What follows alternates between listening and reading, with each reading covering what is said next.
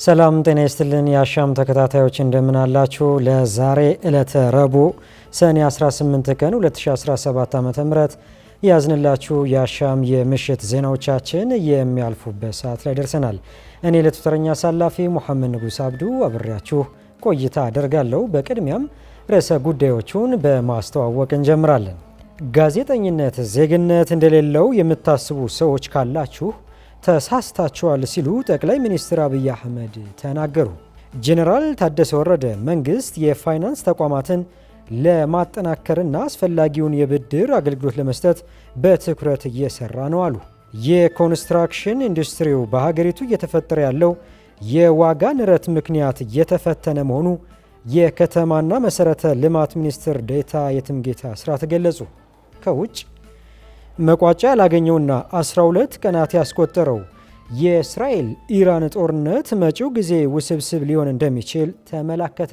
ተመልካቾቻችን ቀደም ሲል ያስተዋወቅናችሁ ርዕሰ ጉዳዮችን ጨምሮ የቢዝነስና የስፖርት ዜናዎቻችን ሰዓታቸው ጠብቀው ወደ እናንተ የሚደርሱ ይሆናል። አብራችሁን ቆዩ።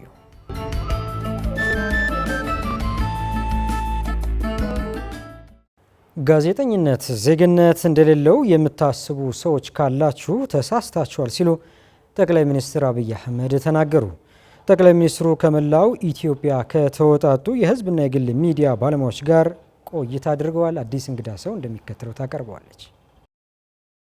ጠቅላይ ሚኒስትር አብይ አህመድ አሻምን ጨምሮ በኢትዮጵያ ከሚገኙ የህዝብና የግል ሚዲያ ባለሙያዎች ጋር ያደረጉትን ቆይታ በትላንትናው ዕለት ለመንግስት ቅርበት ባላቸው የመገናኛ ብዙኃን የዜና ማሰራጫ ጣቢያዎች መተላለፉ የሚታወስ ነው። በዚህ መድረክ ላይ ከተገኙ የተለያዩ የህዝብና የግል ሚዲያ ባለሙያዎች ለጠቅላይ ሚኒስትሩ በርከት ያሉ ጥያቄዎች የተሰነዘሩ ሲሆን ከተነሱ ጥያቄዎች መካከል በዘርፉ የሚገኙ ባለሙያዎች በእውቀት የዳበሩ ብሎም እውቅና ያላቸው እንዲሆኑ ለማድረግ በመንግስት ምን ታቅዷል የሚለው ይገኝበታል። የኮሙኒኬሽንና የሚዲያውን ባለሙያ እንዲሁም ዘርፉን አሁን ካለው ጊዜው በዋጀው የቴክኖሎጂ አቅም የታጠቀ እንዲሆን በማድረግ የዘርፉን ባለሙያዎች አቅም ለማሳደግ፣ ለማዳበር፣ ከፍ ለማድረግ የሚያግዝ የልቀት ማዕከል ለመገንባት በመንግስቱ ምን ታስቧል? ጠቅላይ ሚኒስትሩ በምላሻቸውም ለጊዜው ባሉት ተቋማት ስልጠናዎችን እንዲወስዱ ጠቁመዋል።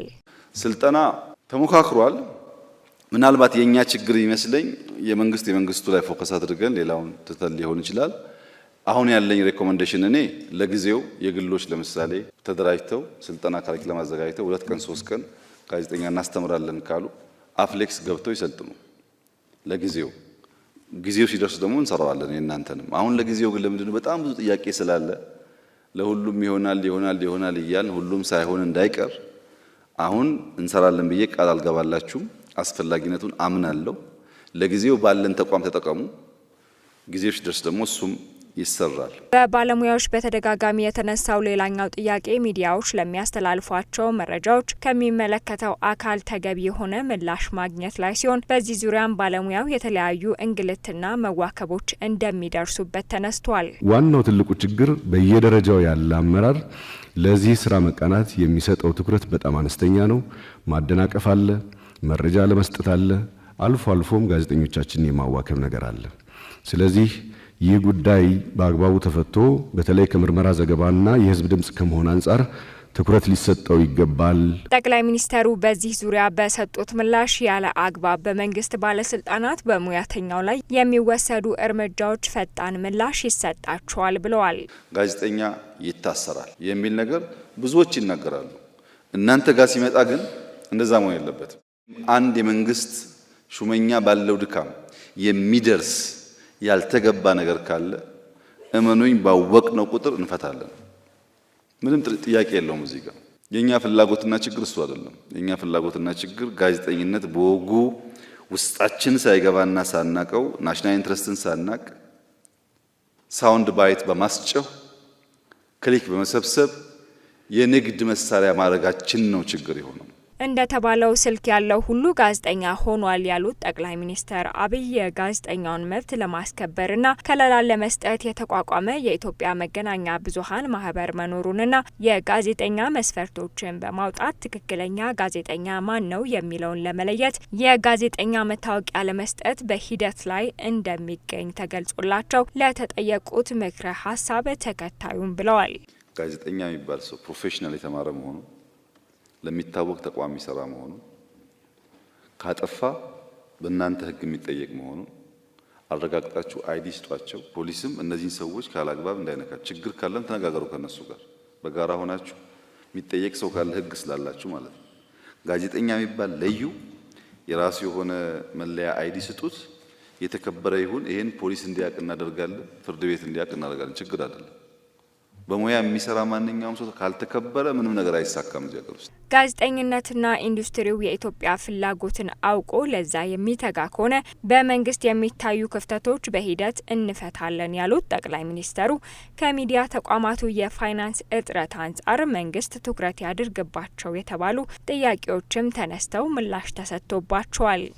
ክቡር ጠቅላይ ሚኒስትር በአሁኑ ወቅት የጋዜጣ የመጽሔትና የመጽሐፍት ህትመት ዋጋ እጅግ ከፍተኛ ሆኗል። ይህም በወረቀት እና በቀለም እንዲሁም እሱን ተከትሎ በመጣው የህትመት ዋጋ መጨመር ምክንያት ነው። በብዙ የሚፈትነን አንዱ ጉዳይ የኮሙኒኬሽን ሳተላይት እንደ ሀገር የራሳችን አለመኖሩ በብዙ አግባብ ከደህንነትም አንጻር፣ ከብሔራዊ ጥቅምም አንጻር፣ ከኢኮኖሚ ጥቅምም አንጻር የሚነሳ ስላለ ነው። ጋዜጠኝነትና ኢንዱስትሪው ግን የኢትዮጵያን ፍላጎት አውቆ ለዚያ ለመስራት የሚተጋ ሆኖ ሳለ በመንግስት በኩል ደግሞ ድካሞች ሲያጋጥሙ ደረጃ በደረጃ እንፈታለን። 100% ኦቨርናይት አላችሁ። ለምሳሌ ሳተላይት ብላችኋል፣ እየታሰበበት ነው። ትንሽ የፕራዮሪቲ ጉዳይ ነው የያዘን። ገንዘቡ ሲመጣ እንሰራለን፣ ይኖረናል፣ ያስፈልጋል። እንዳላችሁ ትክክለኛ ነገር ነው። ፔፐር ብላችኋል፣ በጣም ትክክል ነው። የህትመት ስራዎች እየጠፉ ነው ያሉት፣ መደገፍ አለባቸው። አሳሳቢውና ሊሰራበት የሚገባው ሲሉ ጠቅላይ ሚኒስተሩ የገለጹት ሚዲያዎች መረጃዎችን የሚያሰራጩበት ቋንቋ ውስንነት መሆኑን በማንሳት ቢያንስ ጎረቤት ሀገራት የሚጠቀሙባቸውን ሀገረኛ ቋንቋዎች ተጠቅመው ተጽዕኖ መፍጠር ይገባል ሲሉ መክረዋል። ሌላኛው በባለሙያዎች የተነሳው ጥያቄ ጠቅላይ ሚኒስተሩ በተወሰነ የጊዜ ገደብ ለእነዚህ የሚዲያ ተቋማት ጥያቄ ምላሽ ይስጡ የሚል ሲሆን በዚህም ላይ ጠቅላይ ሚኒስተሩ ተከታዩም ብለዋል። ፕራግማቲክ ለሆኑ ናሽናል ኢንተረስት ለገባቸው ሲጠይቁ በመረጃ በፋክት ላይ ሆነው ኤክስ ዋይ ዜድ ብሎ የሚጠይቁ ሰዎች ሲኖሩ ምንም ችግር የለውም። ኮሙኒኬሽን ሚኒስቴር እያጠራ ሲያቀርብልኝ ወደፊት እናያለን ማለት ነው። የሚዲያ መንደር ቢገነባ በሚል ከሚዲያ ባለሙያው ለተነሳላቸው ጥያቄም ደሞዝ መክፈል አቅቷቸው የሚዘጉ ተቋማት ባሉበት ሁኔታ ስራው ከባድ እንደሚሆን ጠቁመው ተቋማቱ በደንብ አስበውና የፋይናንስ አቅማቸውን አዳብረው ንድፈ ሀሳብ የሚያቀርቡ ከሆነ ሀሳቡ መልካም ነው ሲሉ በጎ ምላሽ ሰጥተዋል። ጄኔራል ታደሰ ወረደ መንግስት የፋይናንስ ተቋማትን ለማጠናከርና አስፈላጊውን የብድር አገልግሎት ለመስጠት በትኩረት እየሰራ ነው አሉ። የትግራይ ጊዜያዊ አስተዳደር ፕሬዝዳንት ጄኔራል ታደሰ ወረደ በግብር አሰባሰብ ላይ ያለውን ክፍተት በማስተካከል የትግራይን መልሶ ማቋቋም እውን መሆን አለበት ብለዋል። ፕሬዝዳንት ጄኔራል ታደሰ ግብር ከፋዩ ህብረተሰብና መንግስት ግብር መክፈልና ተገቢውን አገልግሎት መስጠት ግዴታቸው ነው ማለታቸው አሻም ከትግራይ ክልል መንግስት ኮሙኒኬሽን ያገኘችው መረጃ ይጠቁማል። ፕሬዝዳንቱ አክለውም የሀገር ውስጥ የፋይናንስ አቅምን ማሳደግ ይገባል ብለዋል። ፕሬዝዳንት ጄኔራል ታደሰ እንደተናገሩት ለ2018 በማዕከላዊ መንግስት የተመደበው የድጋፍ በጀትና ከሀገር ውስጥ የሚሰበሰበው ታክስ የስራ ዕድል ለመፍጠር ልማትን ለማስፋትና በአጠቃላይ የትግራይን ማገገም እውን ለማድረግ ወሳኝ ነው ሲሉ ተናግረዋል። ፕሬዝዳንቱ እንዳሉት መንግስት የፋይናንስ ተቋማትን ለማጠናከርና አስፈላጊውን የብድር አገልግሎት ለመስጠት በትኩረት እየሰራ እንደሚገኝ ጠቁመዋል። ወጣቶችና አርሶ አደሮች ያለምንም ዋስትና ብድር እንዲያገኙ ሁኔታዎችን ማመቻቸትና የግል ስራን ማሳደግ ይገባል ብለዋል። ፕሬዝዳንት ጄኔራል ታደሰ መንግስትና ህብረተሰቡ በአጠቃላይ በግብር አሰባሰብ በህዝብ አገልግሎት አሰጣጥ ላይ ተቀናጅተው ሊሰሩ ይገባል ብለዋል። የኮንስትራክሽን ኢንዱስትሪው በሀገሪቱ እየተፈጠረ ያለው የዋጋ ንረት ምክንያት እየተፈተነ መሆኑን የከተማና መሰረተ ልማት ሚኒስትር ዴኤታ የትምጌታ አስራት ገለጹ።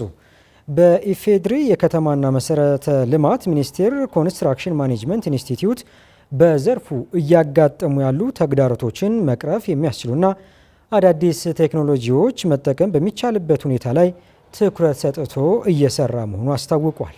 ፍራውል ኃይሉ በከተማና መሰረተ ልማት ሚኒስቴር የኮንስትራክሽን ማኔጅመንት ኢንስቲትዩት የተዘጋጀው ሀገራዊ የቴክኖሎጂ ትውውቅና ሽግግር መድረክ የባለድርሻ አካላት በተገኙበት ተካሂዷል። በዚህ በኮንስትራክሽኑ ዘርፍ በሚሰሩ ችግር ፈቺ የምርምርና የፈጠራ ስራ ውጤቶች ወደ ትግበራ ማሸጋገር እንደሚገባ የከተማና መሰረተ ልማት ሚኒስቴር አስታውቋል። በመድረኩ ላይ የከተማና መሰረተ ልማት ሚኒስቴር ዴኤታ የትምጌታ አስራት የኮንስትራክሽን ኢንዱስትሪው ለሀገር ልማት በተለይም በሀገር ውስጥ ምርት ድርሻና በስራ ፈጠራ በኩል ጉልህ ሚና እየተጫወተ እንደሚገኝ አንስተዋል። እንደ ሀገርም ህዳሴ ግድብ፣ የኮሪደር ልማት፣ የቴሌኮምና መብራት፣ የገበታ ለሀገርና ሸገርን ጨምሮ እየተሰሩ ያሉ የከተማና የቤቶች ልማት ስራ የዘርፉ ውጤት መሆናቸውን አንስተው ዘርፉ የበለጠ እንዳያድግ የጥራትና የጊዜና ወጪ ተግዳሮቶች መኖራቸውን ገልጸዋል። ሚኒስትር ዴኤታው አክለውን በተለይ በዋናነት መሰረተ ልማቶች መገንባት ከባድ እያደረገ ያለው ከፍተኛ የሆነ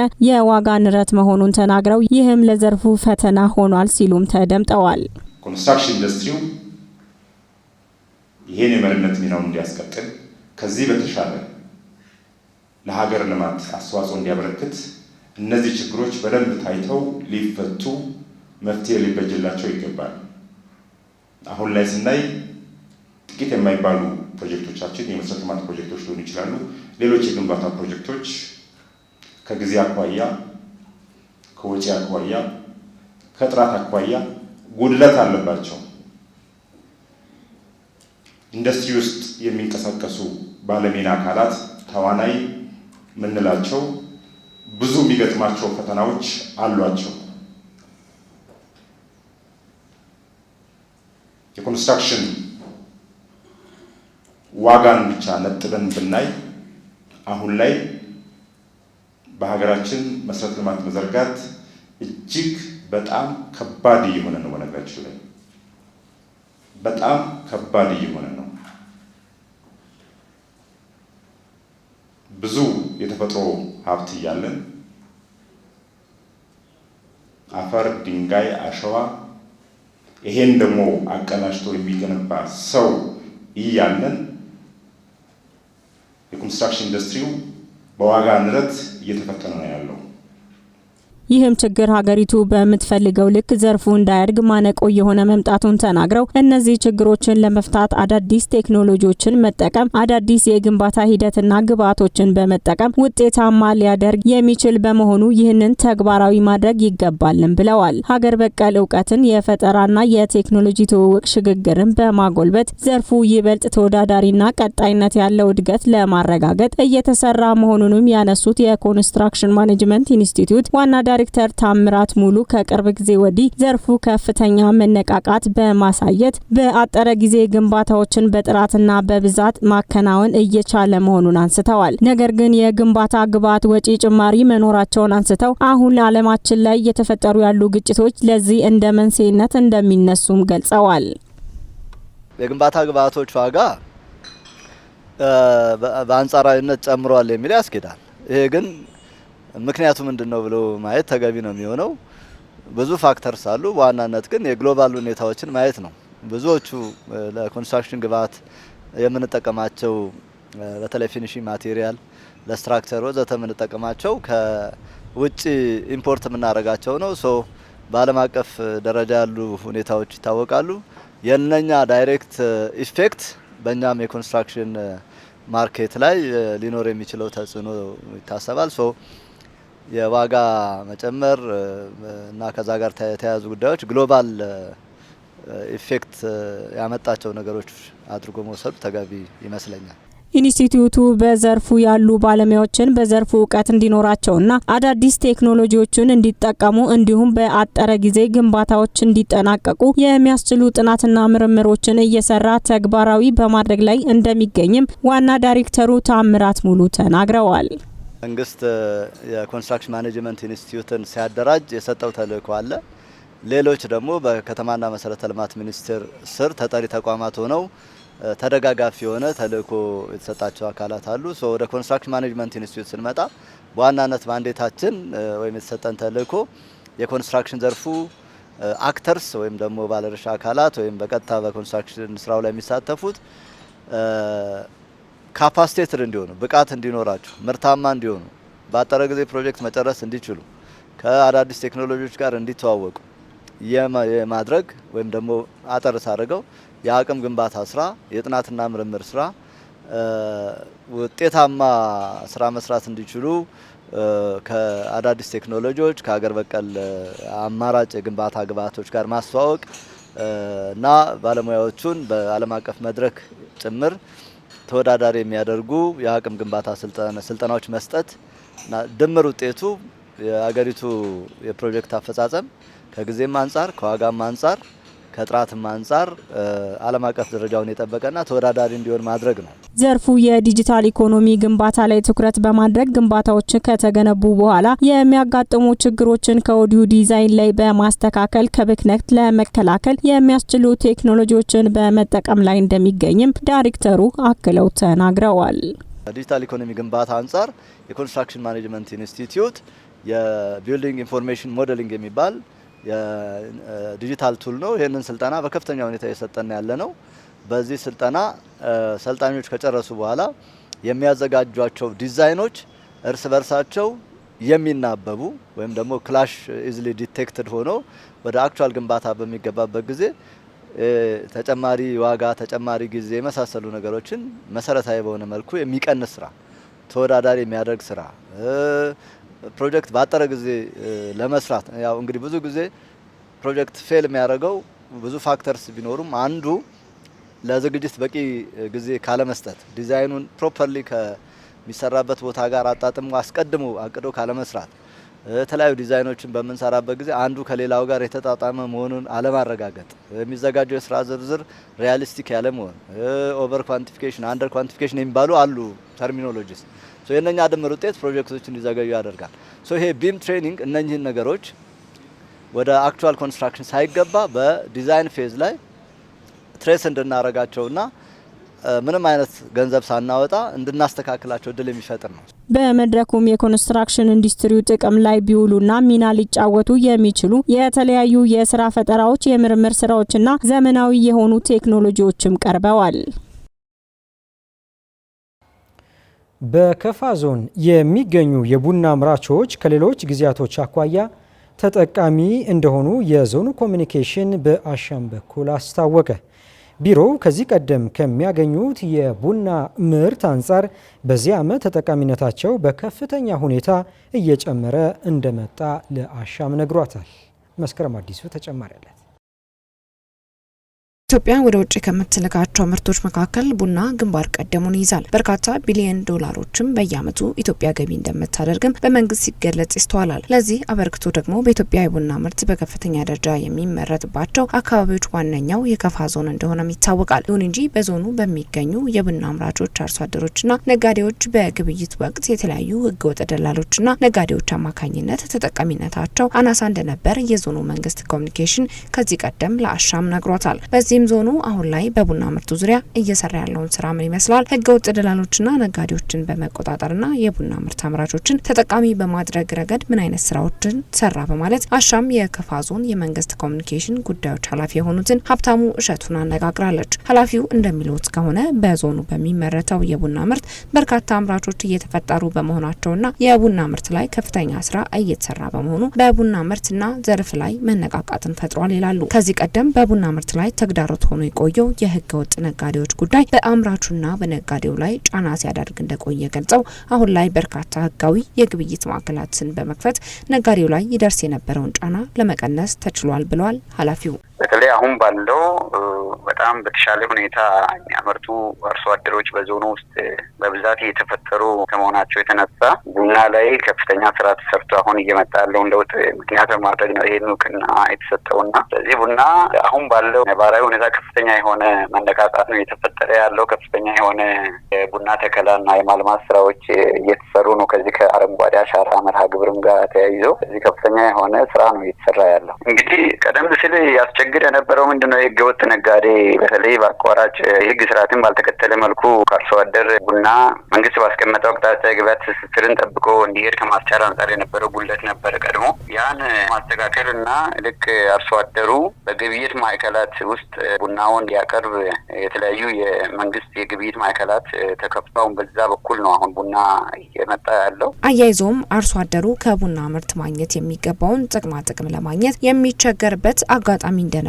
ገልጸው ያንን ለመቅረፍ በዞንና በየወረዳው የክትትልና የቁጥጥር ግብረ ኃይል በማቋቋም ህጋዊ በሆነ የንግድ ሰንሰለት እንዲሸጥ ለማድረግ እየሰራ መሆኑን ጠቁመዋል። ነጋዴው አሁን ላይ በግብይት ማዕከላት የቡና ምርትን እንዲሸጥ በማድረግ እንዲሁም ህገወጥ ደላሎችን የመቆጣጠር ስራም እየሰራ መሆኑን አመላክተዋል። ኃላፊው አርሶ አደሩ አሁን ባለው የተጠቃሚ ነው። ስለዚህ አርሶ አደሩ ቀደም ሲል በነበረው በህገወጥና በደላሎች አማካኝነት ከቡና ማግኘት የሚገባውን ጥቅም እያገኘ አልነበረም። ከቅርብ ጊዜ ወዲህ ግብረ ኃይል በየወረዳም ከዞን ጀምሮ ግብረ ኃይል የቁጥጥርና ክትትል የቡና ቁጥጥርና ክትትል ግብረ ኃይል ተቋቁሞ ህጋዊ በሆነ ቼን መሸጥ እንዳለበት በተቀመጠው አቅጣጫ መሰረት አሁን በግብይት ማዕከላት ላይ ነው አርሶ አደሩ ቡናን በብዛት እያቀረበ ያለውና ከዚህ አንጻር ሰፊ የሆኑ ስራዎች ናቸው እየተሰሩ ያሉት። ግብረ ኃይሉ በሚገርም ሁኔታ እንደውም በየወሩ ነው ውይይት እያደረገ ያለው የተለያዩ ቦታዎች ላይ በተለይ ቡና አልሚ አካባቢዎች ቡና አልሚ ወረዳዎች ላይ ተንቀሳቅሶ እዚህ ዞን ላይ አሁን ወደ 12 ወረዳ እና የገጠር ወረዳዎች እና 5 ከተማ አስተዳደሮች አሉ። ወደ 17 የሚሆኑ መዋቅሮች አሉ።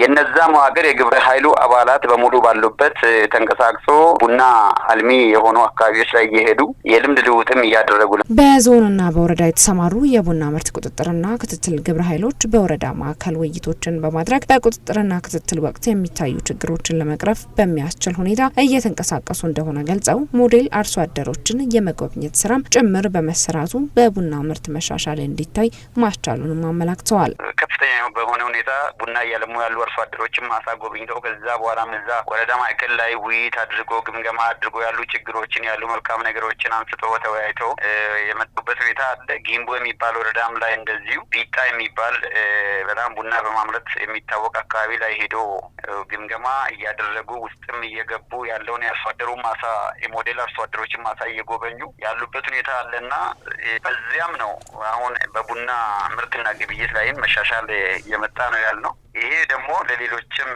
አሰራር ስርዓቱን ተከትሎ ግብረ ኃይሉ በአግባቡ ስራዎችን እየተከታተለ እየሰራ መሆኑ ለሌሎችም ጥሩ የሆነ ማሳያ ተሞክሮ ይሆናል ብለን ነው የምናስበው። ከዚህ አንጻርም አሁን በንግድ ሴክተርም ላይ አሁን ከዚህ ከህገወጥ ተጨማሪ ከተያይዞ የሚፈጠሩ ነገሮችንም እንደዚሁ በንግድ በኩል ያለ ግብረ ኃይልም ከዚህ ተሞክሮ ወስዶ እየሰሩ ያሉበት ሁኔታ ነው ያለው። በከፋ ዞን የቡና ምርት ቀድሞ ከነበረው የግብይትና የምርት ሁኔታ አንጻር መሻሻል እንዳሳየና ከዚህ በላይ ውጤታማ ስራ ለመስራት እቅድ ተይዟል መባሉን አሻም ከከፋ ዞን መንግስት ጉዳዮች ኮሚኒኬሽን ያገኘችው መረጃ ይጠቁማል። ከ570 በላይ አዳዲስ ደንበኞች የኤሌክትሪክ ተጠቃሚ ማድረጉ የኢትዮጵያ ኤሌክትሪክ አገልግሎት ገለጸ። በኢትዮጵያ ኤሌክትሪክ አገልግሎት በሸገር ሪጅን ስር የሚገኘው የፉሪ አገልግሎት ማዕከል በኤሌክትሪክ አንድ ቀን የስራ ዘመቻ ንቅናቄ እስካሁን ከ570 አዳዲስ ደንበኞች የኤሌክትሪክ ተጠቃሚ አድርጓል። ማዕከሉ አዳዲስ ደንበኞችን የኃይል ተጠቃሚ ለማድረግ የመስመር ዝርጋታ 4.5 ኪሎ ሜትር፣ የመካከለኛ መስመር ማስፋፊያ ስራ 8.25 ኪሎ ሜትር፣ የዝቅተኛ 12 አዲስ ትራንስፎርመር ተከላ ማከናወኑ አገልግሎቱ ገልጿል። ማዕከሉ አዳዲስ ደንበኞችን የኤሌክትሪክ ተጠቃሚ ለማድረግ የተለያዩ የመልሶ ግንባታ ስራዎችን በማከናወን አዳዲስ ደንበኞችን የኤሌክትሪክ ተጠቃሚ ማድረጉ የገለጸ ሲሆን የኃይል መቆራረጥን ለመቀነስ በመልሶ ግንባታ ስራ በመካከለኛና በዝቅተኛ መስመር 23.9 ኪሎ ሜትር እና የ11 ትራንስፎርመሮች አቅም የማሳደግ ስራ ተሰርቷል ሲል አስታውቋል። በአጠቃላይ አገልግሎቱ ማዕከሉ 20689 ደንበኞች ያሉ ሲሆን ከነዚህ ውስጥ 8770 የሚሆኑት የድህረ ክፍያ ተጠቃሚ ሲሆኑ ቀሪዎቹ 11919 የቅድመ ክፍያ ተጠቃሚ ናቸው ብሏል።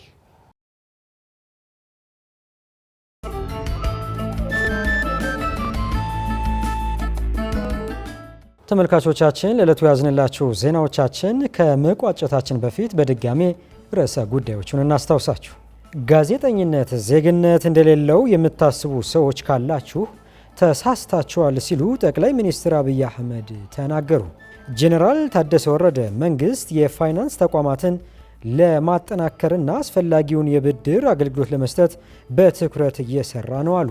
የኮንስትራክሽን ኢንዱስትሪው በሀገሪቱ እየተፈጠረ ያለው የዋጋ ንረት ምክንያት እየተፈተነ መሆኑ የከተማና መሰረተ ልማት ሚኒስትር ዴኤታ የትምጌታ አስራት ገለጹ። ከውጭ መቋጫ ያላገኘውና 12 ቀናት ያስቆጠረው የእስራኤል ኢራን ጦርነት መጪው ጊዜ ውስብስብ ሊሆን እንደሚችል ተመላከተ።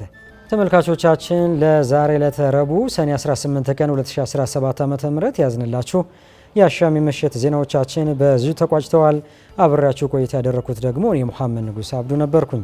ከዚህ በፊት ያመለጧችሁ ወቅታዊ ፕሮግራሞቻችን እንዲሁም ደግሞ ዜናዎቻችን ለመከታተል የቲክቶክ፣ ቴሌግራም፣ ፌስቡክ እና ዩቲዩብ ቻናሎቻችን ቤተሰብ በመሆን መከታተል እንደምትችሉ በዚሁ አጋጣሚ ለመጠቆም እንወዳለን። አሻም ለሁላችን።